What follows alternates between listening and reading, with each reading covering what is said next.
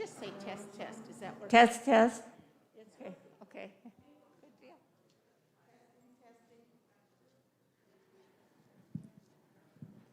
Testing, testing. Okay. Maybe a little higher on this. Okay. Okay. Welcome to our third week of Finding Hope During Turbulent Times. I'm Carolee Hookman, a member of the Adult Education Committee here at church. The scripture, first I'm going to lead with a word of prayer. Bountiful God, source of the greatest good for all of us, guide us in the right direction towards a better future for your creation. Help us to overcome our own limitations during this pandemic and grant us steadfast love to look after each other. Give us humbleness of heart to accept that without you we cannot be real stewards of your creation. Show us ways to spread the gospel that will touch hearts and change minds for a better tomorrow for all humanity, the preservation of every creature and the planet. In the name of your beloved Son, we ask it. Amen. The scripture I chose this week is Ephesians 4, 2-3. You know, the pandemic has not only brought hardship, illness, and death to many, it has also brought much divisiveness. This scripture tells us as Christians how we are to live with each other. Be completely humble and gentle. Be patient, bearing with one another in love. Make every effort to keep the unity of the Spirit through the bond of peace.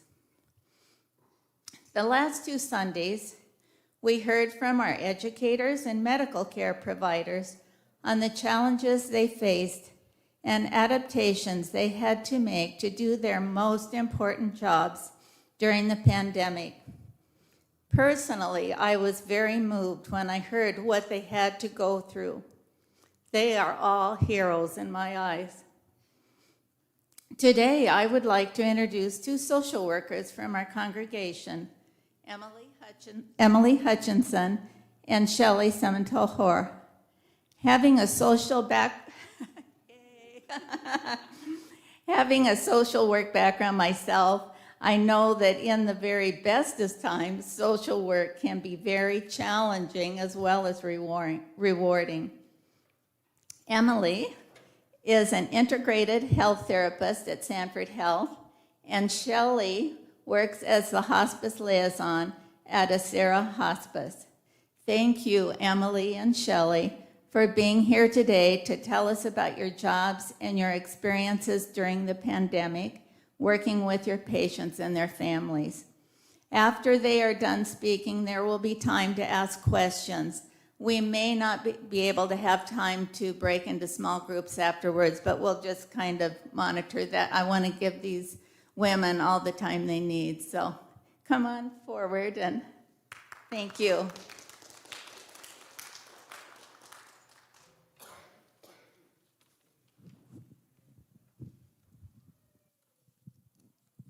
Are we on? Okay. Thank you, Carolee. I guess I will start. Thank you, everybody, for attending today. As Carolee shared, my name is Shelley Semental-Hoare. I want to just first share that I am a licensed social worker, but I am not a practicing social worker at this time. So I hung up my hat from social work after about 20 years. So I work for Acera Care Hospice. I was a hospice social worker for many, many years. And then about 4 or 5 years ago, someone came to me at work and they said, you need to do marketing for us. You need to be our hospice liaison because you know hospice and you can educate and meet with families and meet with doctors and share your passion for hospice care. So they talked me into a career change. So for the last 4 years, I have been a hospice liaison. I love what I do. I'm a strong believer in hospice. So a lot of what I'm going to share is information I got from our social worker from our chaplain and from our bereavement coordinator with hospice, since I don't do direct hands-on cares anymore. But I can tell you, March of 2020, things changed drastically for all of us, and in healthcare and in hospice, boy, did things change. We do not, at AseraCare Hospice, we're a private hospice company, so we don't have a hospice cottage. We go to wherever our patients are at. We go to a lot of patients' homes, we go to nursing homes, we go to assisted livings, we go to adjustment training centers. And with the facilities shutting down, that's where, boy, things got really interesting. As a liaison, I go into facilities all the time. Well, that ended. So one of my big roles became, where can we go? Calling facilities almost on a daily basis because things changed by the day, and finding out where could we go to see our patients. Would they allow our nurses to come in? Would they allow our hospice aides to come in? Because there were many, many times where no one could go in, not even the hospice nurse, to see our patients on hospice. And Medicare dictates that they get hospice visits, that we have to have those visits made. So we really had to do a lot of thinking outside of the box. We started doing a lot of virtual visits.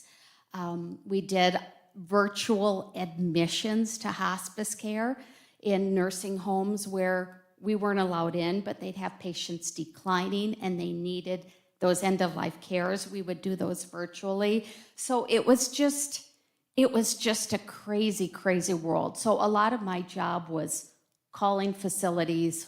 How are you guys doing? What can we do to support you? Can we come in?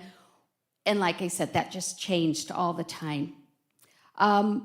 What I learned from the social worker and our chaplain and our bereavement wasn't earth-shattering. This is stuff that I knew just from all my conversations and phone calls and contact that I've had with facilities throughout this time. But isolation was huge.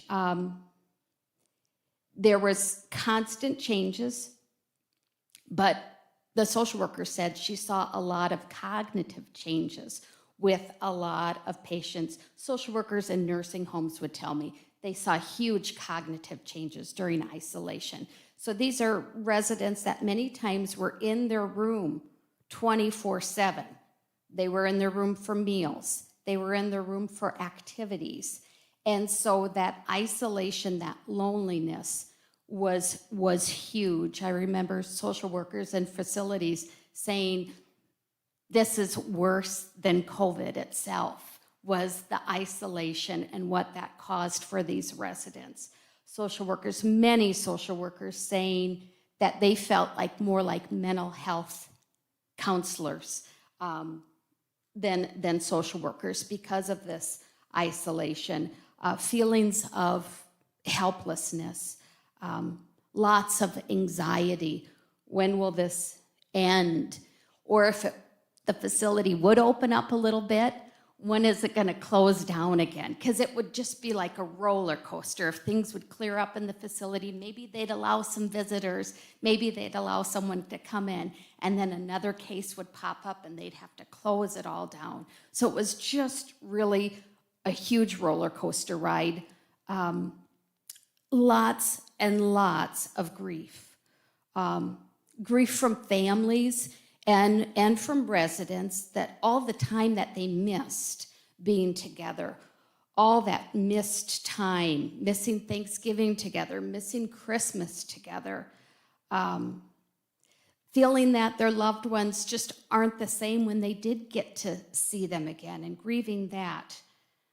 Grieving across, obviously, over the loss of all these lives, and staff and nursing facilities saying they really didn't get time to stop and grieve because there would be more losses and more losses. What we saw a lot was facilities. I remember last October, I'd go to a couple facilities I'm thinking of, and they were so happy. I'd visit with them outside. They'd come outside because I wasn't going in, so they'd come outside, and they were so happy they had no COVID in the building, and they were just ecstatic. And by the end of November, it had just come in like a dark, ugly cloud and wiped out half their residents. Were gone in that short of time. It was just crazy. And so they weren't able to even grieve that resident passing because they had, 7 more on their way out. And so just tons of grief, anger. We saw a lot of anger, anger at the government. They're not letting me in to see my mom. Anger at nursing home administration, at nursing homes. Just families not understanding, why is this? We pay $13,000 a month for my mom to be here. Why can't we come and see her? Very, very angry at staff, feeling that staff brought this into the facility. My mom got COVID from someone, and it was staff, and they brought that in the facility. I know I heard about staff going out to eat and family seeing them out to eat and reporting that to the administrator. I see your staff out and about, and just lots and lots of anger and lots of guilt. Families feeling guilty that they were not able to take their loved ones home. We saw that a lot. We did see several of our nursing home patients, family did take them home, but not everybody was able to do that. So lots of guilt over that. Lots of staff members feeling guilty. Maybe the staff member had COVID, and then they wondered, who did I give COVID to? So lots of guilt over that. And then fear with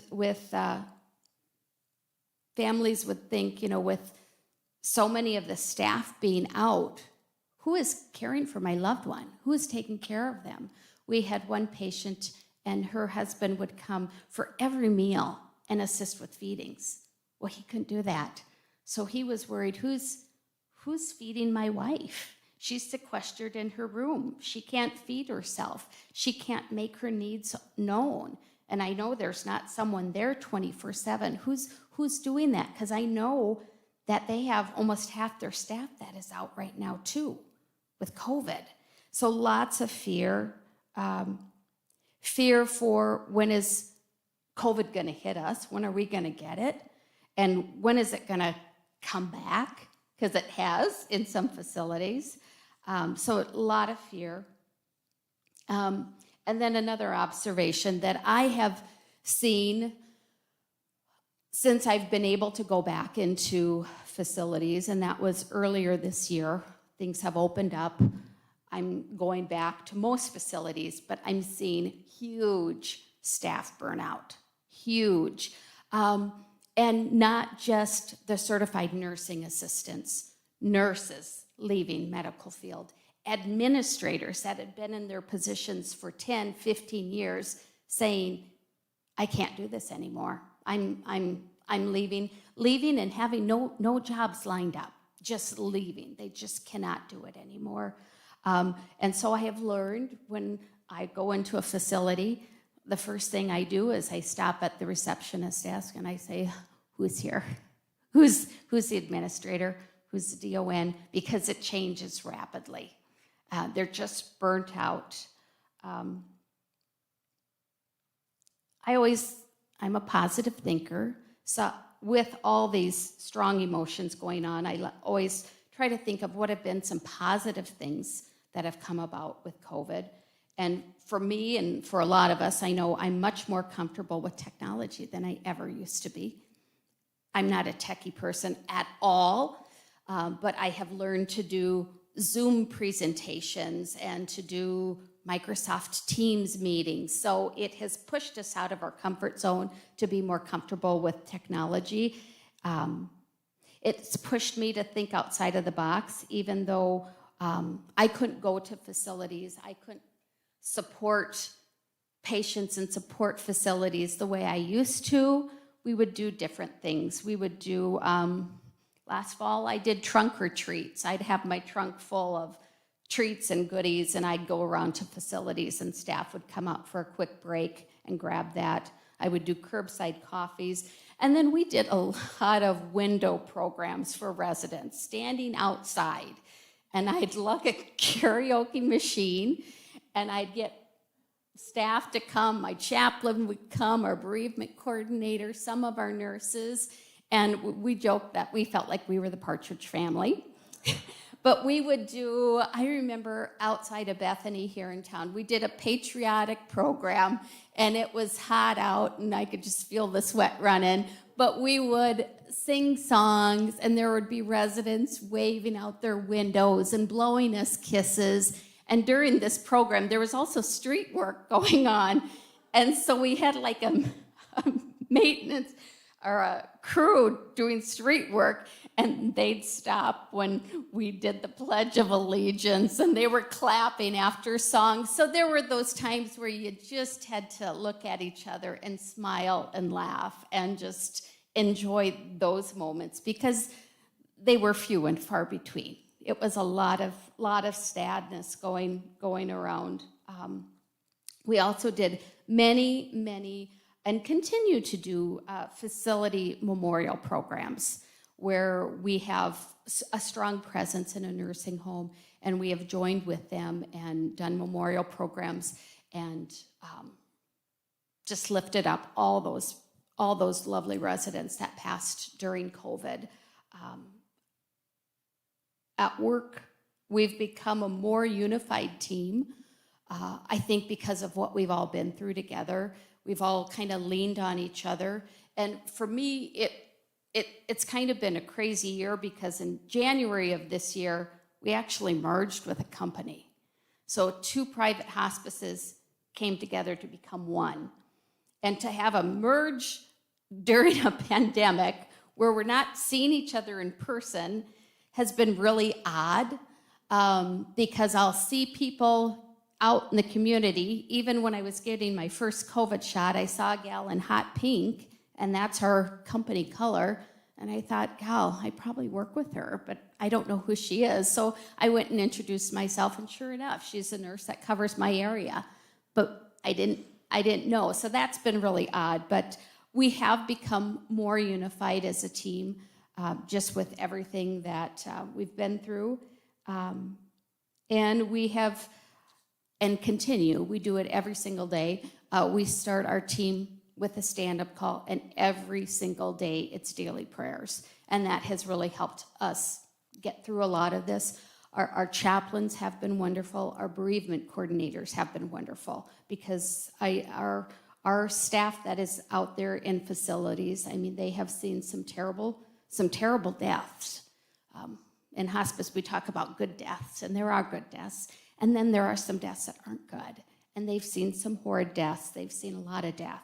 And so the chaplains are always available for our staff, of course, for our patients, for the families, but then they've also been available for facility staff too, because it has just been a trying time. So we've just really leaned on each other to get through this, and we're seeing some light at the end of the tunnel, but it's going to be a bit yet.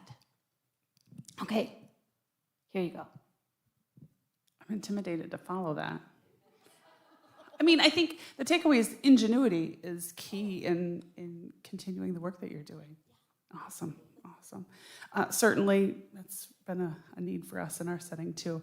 Again, I'm Emily Hutchinson. I'm an integrated health therapist at Sanford Cancer Center. And what that title means is I'm a social worker with a mental health provider's license. So I have a master's degree in social work, and then I did some additional training and licensure to provide therapy for mental health conditions, which has come in really handy this last year and a half, as you might imagine. First and foremost, we had to get creative of how do we provide services when everything is closing down.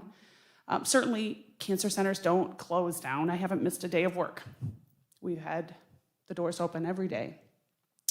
But we did have to get creative. How do we limit the number of people coming into the building, reducing the likelihood of exposure for some of the most vulnerable people in our population?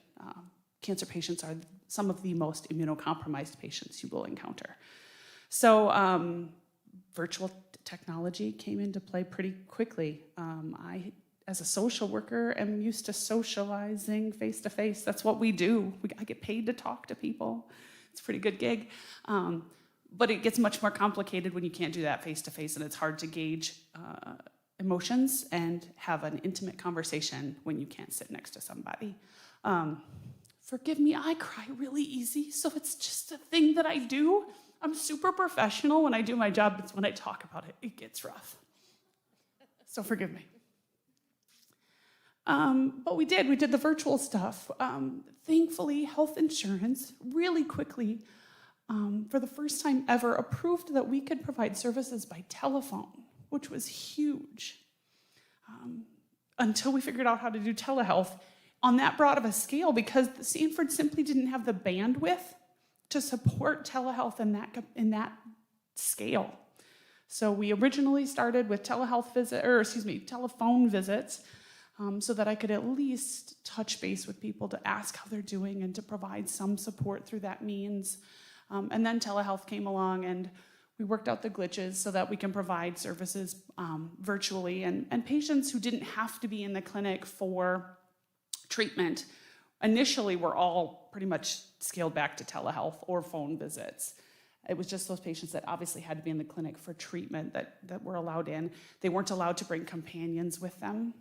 We would conference call in their family members to listen to those phone appointments or to those doctor's visits. And there was an increased sense of isolation, as you might imagine, in the infusion center when someone's getting chemotherapy for hours at a time.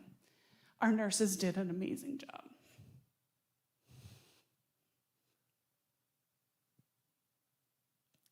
And they are tired. But they did great. To spend time with people, to help them feel seen. And that has changed as the year and a half has gone. One minute we're not allowing any visitors. The next minute they can have one companion, but only to their clinic appointment and not to the infusion center. Then they can have a companion at both the clinic appointment and the infusion center. And now we're back to no companions in the infusion center. For new patients, that's particularly rough, to do chemotherapy for the first time without somebody by your side. So those appointments for me are a little bit longer. And sometimes it just means talking about the weather. It's not really mental health in its truest form, and yet it serves that need. So that has been difficult. That isolation and the grief that comes has been compounded. The loss of patients, the loss of their companions. We had cancer patients losing their partners to COVID. We lost patients to COVID. And like you said, you have to keep moving. You have to keep caring for the next patient. So we're seeing the residual effects of staff burnout. Honestly, it's a bit latent. As we heard it being reported in other facilities, in our clinic, it happens to be just in the last few months. We've noted, probably the last 6 months, the weight of it has gotten a little bit too much, and we're starting to see that staff turnover now. Lots of nurses leaving, lots of new staff coming in, it's a blessing to have new staff. It just takes time to train new staff into something as complex as cancer care. When the nurses that had been there and have left had, 5, 10, 15 years of experience, they knew this stuff. And now we've got wonderful, young, new, energetic staff who don't know what they're doing, and they will learn, and they're doing their best. So that's a change that we're currently facing. There were lots of differing opinions on whether we mask or whether we don't mask. Obviously, as staff and as a healthcare facility, we have to make patients and we have to have staff masks, but that doesn't change that people aren't happy about it. And that sometimes comes out as volatility, anger. So learning to de-escalate some angry situations in any number of settings has been kind of an important part. Logistically, we lost some services in our community. Patients are told that they need to come for care, but then they don't know how they're going to do it if they can't drive, if they're on pain medications that restrict them from being behind the wheel, if they don't have family that can take the time off or be present to get them to their appointments. We rely on community resources, and COVID stopped most of those in their tracks. We didn't have volunteer driver programs. We lost the housing through the American Cancer Society. Hotels would donate hotel rooms for patients traveling from a distance at no cost. That dried up. It's all gone. And it took until the first of this year, finally one of the local hotels, out of the goodness of their heart, donated a set number of rooms for us to use throughout the year, so we're strategically using those. And I think Project CAR started again in about the summertime. Project CAR finally got up and going again, but some of those programs have not returned, and I don't know that they will. So we've had to get a little bit more creative. Stanford has invested money in providing lift services for patients if they need it. Recently, we were approved for a grant through the American Cancer Society, which helps us with some of that cost of providing grants or providing lift rides and or gas cards. Now we have that through the end of the year, we're told, and we're crossing our fingers and saying lots of prayers that grant will be offered again next year, because without other resources, maybe the neighbor who might have been hesitant to help because they couldn't afford the gas might say yes to the offer to provide the ride if we can give them a gas card. So we're doing what we can to get creative to solve some of those logistical obstacles. Let's see. So COVID compounded already intense feelings that come with cancer. There's lots of anger and sadness and fear. And then you have the complications of COVID on top of that. Cancer in and of itself is quite isolating because patients know that they're immunocompromised, so they may not see the grandkids as often, or they may have already stopped socializing with their coffee circle on a regular basis.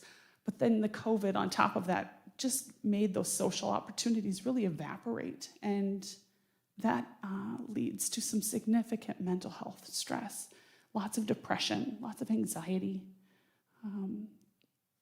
And thankfully, the good side of that coin is that people are willing to now seek support. We've seen an increase in the willingness to acknowledge that it is there and that it is treatable. So that's great.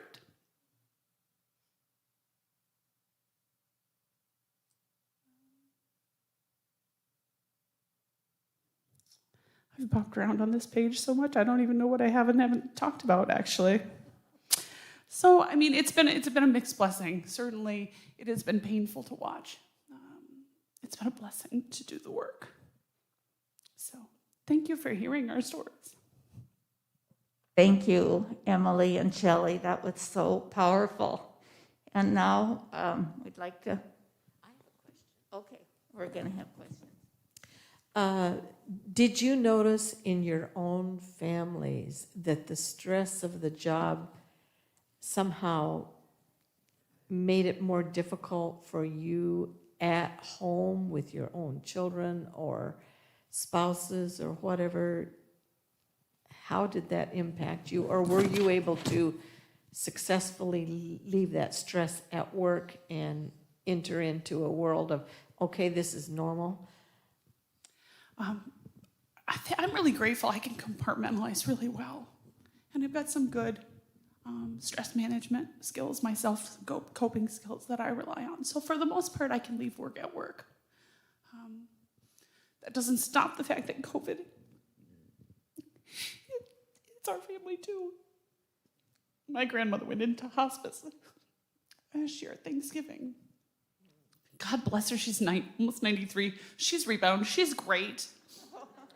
But she went into a nursing home, and we were the family outside the window. We set the Christmas tree up outside her window and sang carols. So for the work part, we could leave work at work. But COVID still came into our lives. And I think inevitably took its toll on our own emotions and our mental health. You know, like Emily shared, I'm able to compartmentalize, so it really didn't affect when I say my house here, it's my husband, my 2 sons, didn't really affect that. They were all very supportive. Where I did see some stress was like around the holidays last fall when COVID was huge.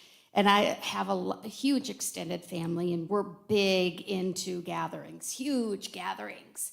And for some of my family, they live rural South Dakota. And for them, what COVID? There is nothing going on. Let's all get together at Thanksgiving and have some wine and turkey. And so I was saying, no, we're not going to Thanksgiving. We're not going to Christmas. And I had my own sister couldn't understand why I wouldn't come. She just, I was the cuckoo crazy social worker that lives in the big city. And so, to this day, we missed out. My kids missed going, and all their other cousins were there. But that was a little stressful because they just didn't understand, why we wouldn't come wearing masks, why we still wouldn't come. Any other questions? Well, Jean, okay.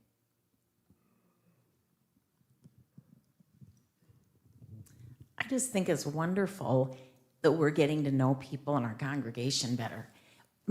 I know you two by sight and visited, but to know personally what you dealt with, it's just amazing. Thank you for sharing. And Emily, you were there visiting me when I had my first chemo treatment, and I remember how wonderful you were and how wonderful those. I don't think I did either. And the nurses, I can just imagine how much your staff poured into that, being with people. Thank you.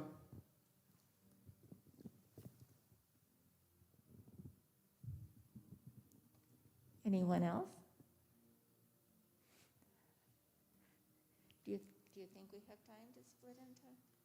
Well, we have about 10 minutes. I think we probably. Okay. Maybe just a couple of weeks. Yeah, maybe we can just have a couple. Oh, here's a question back here. Okay.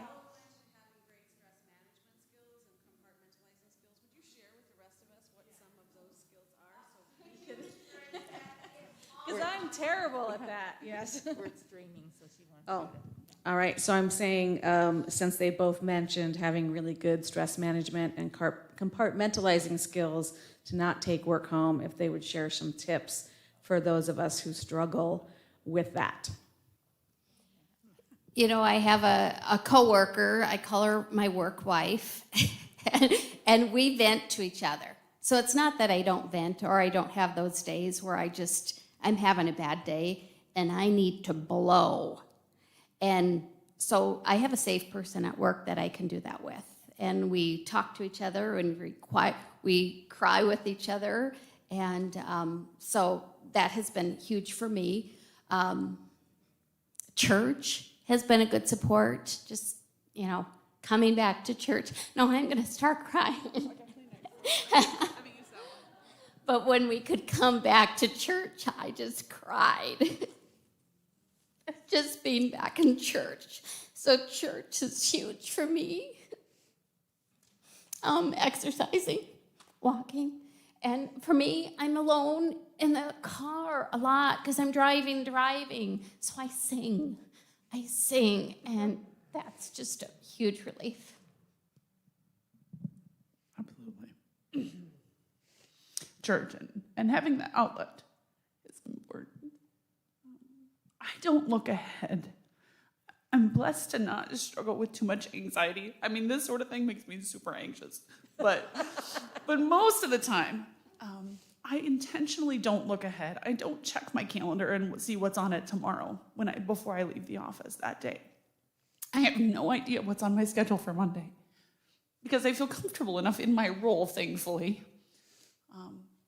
and what I do. But it doesn't help me to anticipate. It doesn't help me to plan in my head for Friday, Saturday, and Sunday what I'm going to do on Monday. What am I going to say to that patient? What are the topics we're going to talk about? Oh yeah, they were struggling this one thing. It's not productive and it's not useful. And that's what anxiety does. Anxiety makes us ruminate and overanalyze and think ahead and all the what ifs. Or maybe the shoulda, coulda, wouldas, what we did in the past or what we're going to do in the future. And I think a key part of that is just trying to stay present in today and stay focused. And when I find that I'm thinking ahead, last night thinking about today,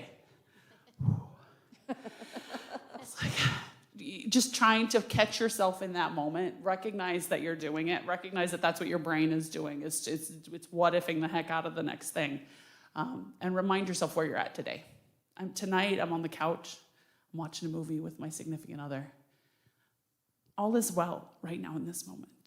Take some deep breaths in this moment. Try to shut out that noise. Try to get engaged in something that's productive, but also enjoyable. We, unfortunately, were forced in many ways to stop doing the things that were fun because of COVID. And that's been one of the largest challenges with my patients is to reinvent what is fun and intentionally put it on our calendar, because a lot of times the medical appointments get added to the calendar super fast. And we're religiously dedicated to those. Work requirements, always on top of our list.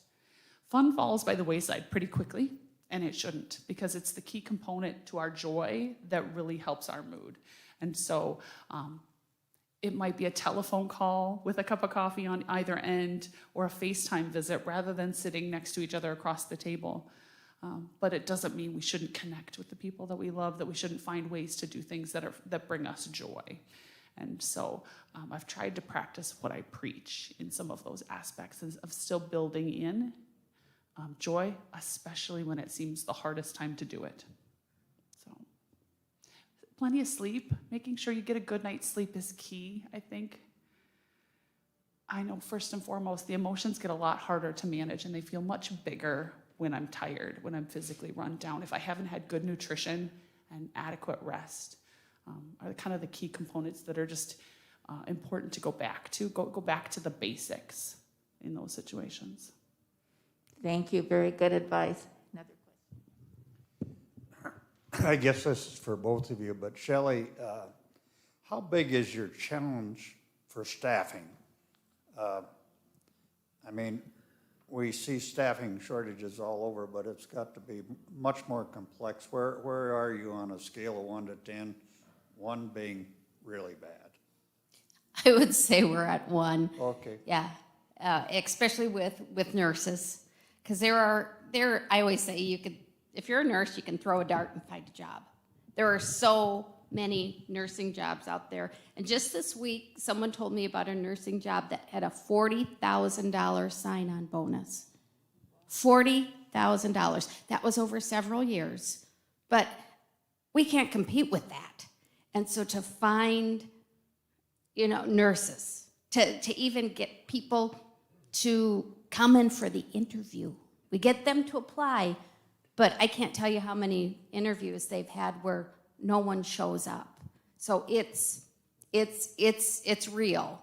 And then, so our nurses are overworked, and we see the same thing in nursing homes. Oh, the staffing shortages are just tremendous. There's most nursing homes, not all, but a lot of them, have wings that are closed. Not because they don't have the residents. They'd love to have the residents. They're getting the calls. They don't have the staff to take care of them. So, yeah, it's huge. A couple months ago, I would have been in the same boat as Shelley, I would say.